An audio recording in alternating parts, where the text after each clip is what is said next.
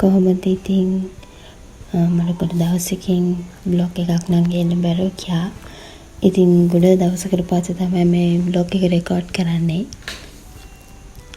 ඉතින් අපි පොඩි ගමනක් යන්න තමයි ලෑස්ති වෙන්නේ. ඔයාලා නම් තම්මෙල් එකෙන් දකින්න ඇති කොහෙද කියලා. ඉතින් අයියාගේ ලොකු හීනයක් තිබ්බා. එයාගේ මහන්සියෙන් එයාට දේවල් හදාගන්න. ඉතින් එයා ඒක හදාගන්නත් එක තමයි අපි ඒකට කොළඹ ගිහිල්ලා ඉතින් ඒක හදන්න ගියේ.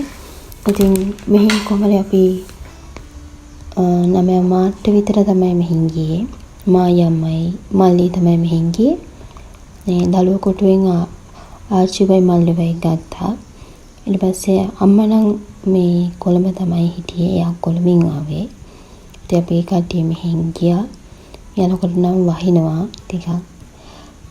ඊට පස්සේ අපි ගිහිල්ලා කොමරි යනකොට කොමරි 11 මාර විතර වුණා. ඉතින් කොමරි අපි ගිහිල්ලා ඒ වැඩේත් කරගෙන ඊට පස්සේ තමයි අපි වන් ගෝල් පේසෙට ගියේ. ඉතින් කොමරි අපි ගිහිල්ලා වහිනකොට මේ කොළඹට වහිනවා. ඉතින් අපි කොමරි කඩවල් 3-4කට ගිහිල්ලා අපිට ඕනේ කාර්යගෙන ඊට පස්සේ ගියා. කොහමද දෙවියන්වහන්සේගේ කරුණාවෙන් අපිට අපේ එයාගේ ආශාව ඉෂ්ට කරගන්න පුළුවන් වුණා.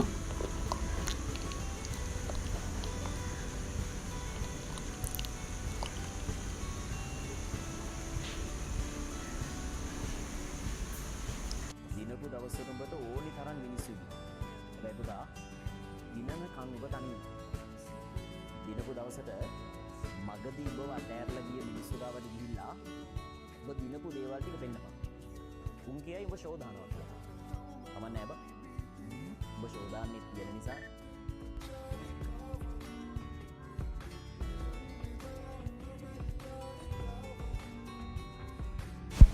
කොහමද අපේ වැඩි ඉවර වෙලා අපි ගියා. කොහමද යනකොට 2:00 විතර වුණා.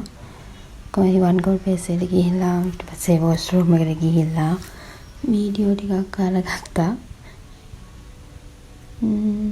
ඊට පස්සේ තමයි අපි ඇවිදින්න ගියේ එතනින්. ඉතින් අපි කට්ටිය තමයි ගියේ. ආච්චි නම් ආන්නේ ආච්චි පල්ලේ හිටියේ. අපි 5 දෙනා ගිහිල්ලා විනෝද වෙලා ඉතින් ආවා. කොහමද මේ දෙනර මේ සෙල්ලම් කරන්න ඕනේ කියලා ওই බයික් පදිනවා. බයික් සෙල්ලම් කරන ඊට පස්සේ ඒක ඉවරලා අපේ මල්ලි නම් කාර් එක පැද්දා. ඉඳලා කොහමද එක්කෙනෙක් උදන මේ සෙල්ලම් කරන 500ක් ගන්නවා. ඒක ගේම් එකකට. ඊට පස්සේ ඔය එතන ඇස්වලට දාලා ඔය ඒක බය වෙනවා. ඉතින් එතන චුටයි අපේ වොයිස් එක තියලා hina වෙනවා. A few moments later. එයා බය වෙනවා එතන. ටිකක් ගණන් ගන්න එපා.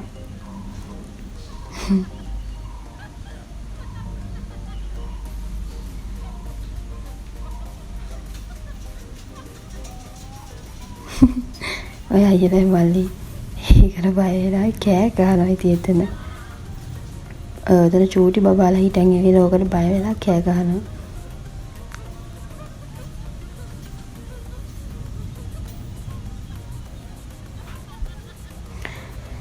ඉතින් ඒවට ඉවර වෙලා අපි ඊට පස්සේ ආය උඩට ගියා.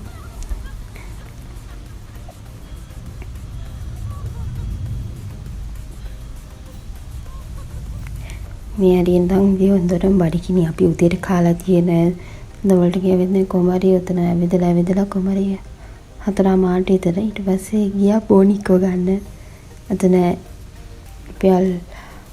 අපි 400ක් විතර දාලා මං ගද්දි කොහමත් ආවේ නැහැ. අපේ මල්ලි මට එකක් අරගෙන දුන්නා.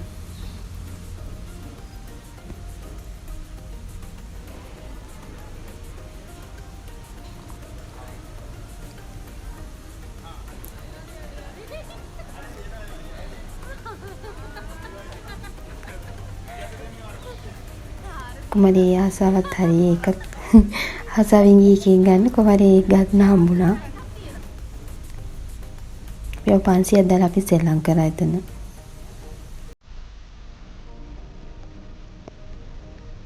අදට මම ගේම් එකක් කරලා